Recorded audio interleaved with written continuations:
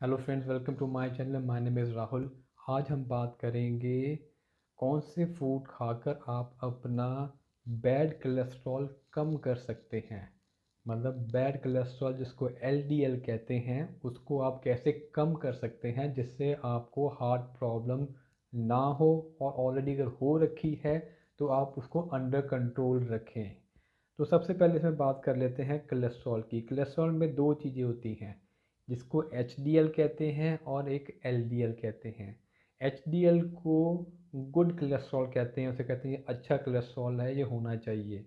और एल को कहते हैं ये बैड कोलेस्ट्रॉल है। इन दोनों में फ़र्क क्या है एच और एल में? एच होता है कि जो कोलेस्ट्रॉल आपके आर्टरी से, हार्ट की आर्टरी से लिवर की तरफ जा रहा है, हार्ट से लिवर की तरफ तो जा रहा है, वो वो गुड है, क्योंकि वो लिवर में जा रहा है, वहाँ पे प्रोसेस होगा तो वो वहाँ पे डिज़ोल्व हो जाएगा, तो वो गुड है।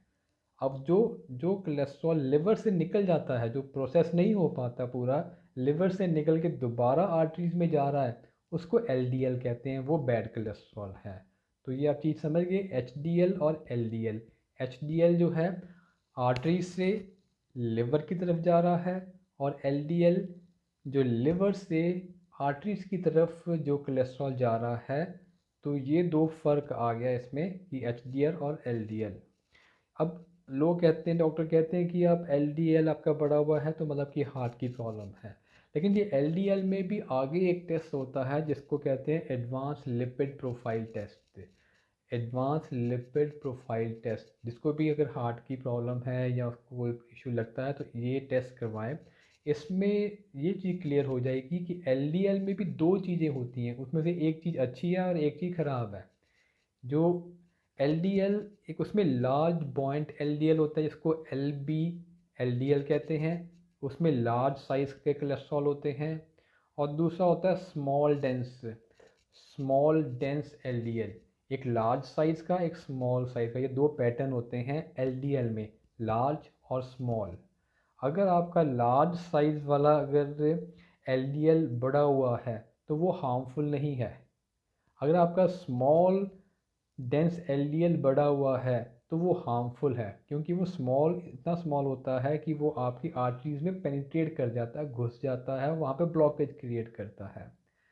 तो इसमें जो लार्ज एलडीएल होता है, जिसको लार्ज पॉइंट एलडीएल कहते हैं, इसमें कोलेस्ट्रॉल ज़्यादा होता है लेकिन ये तब भी इतना हार्मफुल नहीं है। लेकिन स्मॉल एलडीएल में कोलेस्ट्रॉल कम होता है, लेकिन ये पेनिट्रेट जब करता है तो फिर ये हार्ट में प्रॉब्लम क्रिएट करता है। ये किन लोगों को मोस्टली होता है? जिनको, जैसे आप समझ लीजिए, जिनको इंसुलिन रेजिस्टेंस है, मतलब डायबिटिक हैं बंदे, उनको ये होने के चांसेस ज़्यादा हैं। या जो ओबीज़ हैं, काफ़ी मोटे हैं, उनका जो एस ये कौन सा है, S D L D L ज़्यादा होता है। या जो ओबीज़ हैं काफ़ी ज़्यादा, या फिर उनका लाइफस्टाइल ऐसा है। तो अगर आप ये टेस्ट करवाएंगे तो आपको क्लियर हो जाएगा कि आपका स्मॉल डेंस एलडीएल बढ़ा हुआ है या आपका लार्ज पॉइंट एलडीएल बढ़ा हुआ है। तो कुछ फूड है जिससे ये आप small dense LDL under control कर सकते हो। इसमें सबसे अच्छा जो फूड आता है वो आता है आपका ऑलिव ऑयल। ऑलिव ऑयल सुनने में बहुत अच्छा लगता है, अगर मैंने बताया तो शायद आप कल से कंज्यूम करना भी शुरू कर दो। लेकिन यूएस कनाडा में भी जो ऑलिव ऑयल होता है वो ऑलमोस्ट 60 से 70% नकली बिकता है। तो आप समझ लीजिए इंडिया में किस क्वालिटी का मिलता होगा। तो ये आप ऑप्शन चूज़ नहीं कर सकते इंडिया में। सेकंड ऑप्शन आती है इसमें फूड जो सबसे अच्छा है जो स्मॉल एलडीएल को कंट्रोल करता है, वो एवोकाडो। एवोकाडो एक फ्रूट होता है जो आपके हार्ट के लिए बहुत अच्छा होता है, स्पेशली ये स्मॉल डेंस एलडीएल को कंट्रोल करता है। ये भी जो फ्रूट है ये आपका साउथ अमेरिका और नॉर्थ अमेरिका में काफ़ी ज़्यादा होता है, लेकिन इंडिया में ये ग्रो नहीं होता। लेकिन इंपोर्ट होता है और ग्रोथ होनी शुरू हो गई, लेकिन तब भी बहुत एक्सपेंसिव है, तो ये भी हमारे लिए ऑप्शन नहीं बनती। तीसरी ऑप्शन बनती है फ़िश ऑयल। या तो आप फ़िश खाइए, या उसका ऑयल मिलता है वो लीजिए, उसमें EPA DHA होता है। या आप कॉड लिवर ऑयल ले सकते हैं। तो ये चीज़ आप इंडिया में अफोर्ड कर सकते हैं और खा सकते हैं रेगुलरली, जो आपके हार्ट के लिए स्पेशली स्मॉल डेंस एलडीएल को अंडर कंट्रोल रखेगा। इसके बाद आप खा सकते हैं पिस्ता। जो पिस्ता होता है उसमें भी ये क्वालिटी होती है कि स्मॉल डेंस एलडीएल को अंडर कंट्रोल रखने में काम करता है। इसके बाद आता है डार्क चॉकलेट।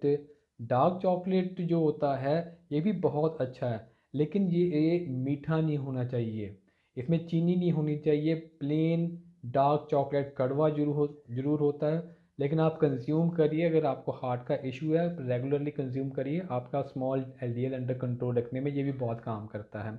इसके बाद आते हैं बादाम आलमंड्स। ये भी हमारे पास इंडिया में अवेलेबल हैं। ये भी स्मॉल डेंस एलडीएल को कंट्रोल करने में काम करते हैं। इसके बाद आते हैं वॉलनट। वॉलनट भी इंडिया में हमारे पास अवेलेबल है, ये भी हार्ट के लिए बहुत अच्छी हैं। ये भी स्मॉल डेंस एलडीएल को अंडर कंट्रोल करने में काम आते हैं। तो हमारे पास बचा फिश ऑयल, पिस्ता, डार्क चॉकलेट, आलमंड्स और वॉलनट। तो ये कुछ चीज़ें हैं जो आप रेगुलर थोड़ा थोड़ा कंज्यूम करिए। ये नहीं कि आपने बहुत ज़्यादा खाना है हर रोज़, थोड़ा थोड़ा आप रेगुलर कंज्यूम करिए। तो आपका जो हार्ट है वो हेल्दी हार्ट रहेगा, जिसमें सारे ओमेगा 3 के न्यूट्रिएंट मिल जाएंगे, EPA, DHA और डार्क चॉकलेट के बेनिफिट मिल जाएंगे। ये कुछ चीज़ें आप करके देखिए जिससे आप अपने हार्ट को हेल्दी रख सकते हैं। और छोटी मोटी चीज़ें जैसे आप एक्सरसाइज करिए, उससे भी हार्ट काफ़ी हेल्दी रहता है। उसमें उसके बाद उसमें भी स्मॉल डेंस एलडीएल जो है वो अंडर कंट्रोल रहता है। तो आपको मेरा आज का टॉपिक कैसा लगा? आप इसको लाइक करिए, शेयर करिए और सब्सक्राइब करिए। Thank you.